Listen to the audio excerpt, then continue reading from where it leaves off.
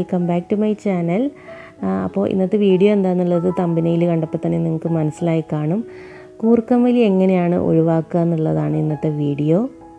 കുറച്ച് ടിപ്സൊക്കെ ഞാൻ പറഞ്ഞുതരാം. അതുപോലെയൊക്കെ ട്രൈ ചെയ്യുകയാണെങ്കിൽ കൂർക്കമ്പലി പൂർണ്ണമായിട്ടും നമുക്ക് ഒഴിവാക്കാൻ പറ്റുന്നതാണ്.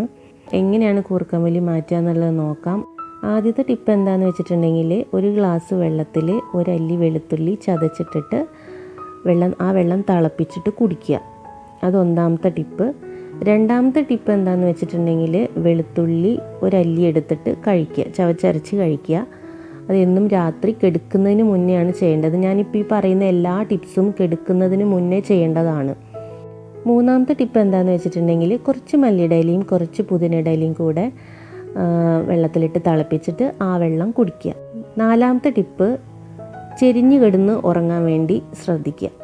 അഞ്ചാമത്തെ ടിപ്പ്, സാധാരണ ഒരു തലയണ വെച്ചിട്ടാണ് മാക്സിമം ആൾക്കാരും കിടന്ന് ഉറങ്ങാറുള്ളത്. അപ്പോൾ ഒരു തലയണ കൂടി എക്സ്ട്രാ വയ്ക്കാൻ വേണ്ടി ശ്രദ്ധിക്കുക.